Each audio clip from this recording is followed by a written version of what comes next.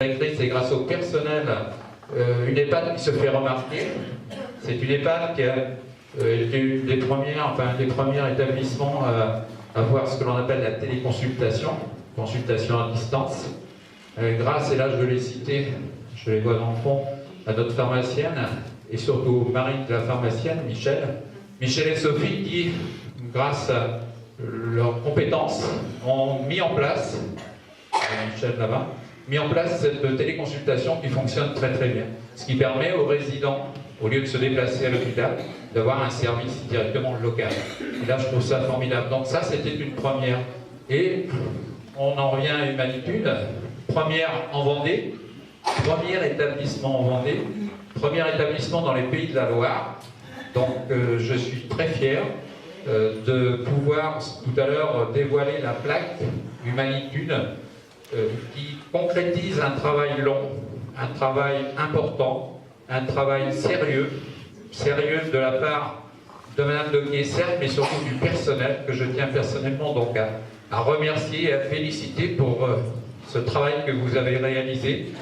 Obtenu certes, mais c'est un label qu'il faut conserver, c'est un label qu'il faut pratiquer journellement. Et là, je fais confiance à l'ensemble du personnel du foyer pour avoir ces relations privilégiées, relations fortes, relations humaines avec l'ensemble du personnel. Donc, merci beaucoup, Madame Dequier, qui est ici. Merci aussi à Françoise, je la vois debout à côté, Françoise qui est quand même adjointe chargée du social et qui, avec Madame Dequier, a travaillé de concert afin que...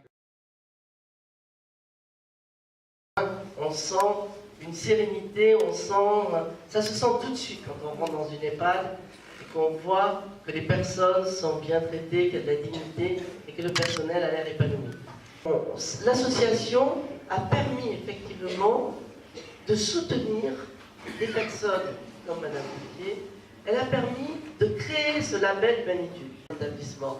C'est-à-dire que ces 350 critères, ils apprennent, ils accompagnent, ils sont un guide, c'est un véritable outil de management pour un établissement. Et les formations ont commencé en novembre 2012. L'ensemble des salariés a été formé, et ça c'est vrai que c'est important, sinon ça peut être contre-productif, Madame Gossens vous l'a dit. Donc c'est un gros effort que doivent faire les établissements, parce que quand il faut former tout le monde, ça se fait quand même, ça prend un petit peu de temps quand même pour former ici l'établissement. Ici nous avons 5 référents Humanitude à présent. Alors, on a commencé par 3, et il y a 2 référents qui ont été formés en 2016, fin d'année 2016. Une information sur la philosophie de soins Humanitude a été faite aux familles, aux bénévoles, aux intervenants extérieurs, pour que tout le monde soit dans la même dynamique, c'est important. 0 soin de force, sans abandon de soins, ça veut dire que si le résident, c'est compliqué pour lui d'être lavé le matin à 10h, on va peut-être le reproposer à midi, à 2h, à 16h, voire le soir. Et puis il y a des résidents qui avaient l'habitude de se laver le soir et fin de matin. Bon. Mesdames, Messieurs, je vais d'abord vous saluer.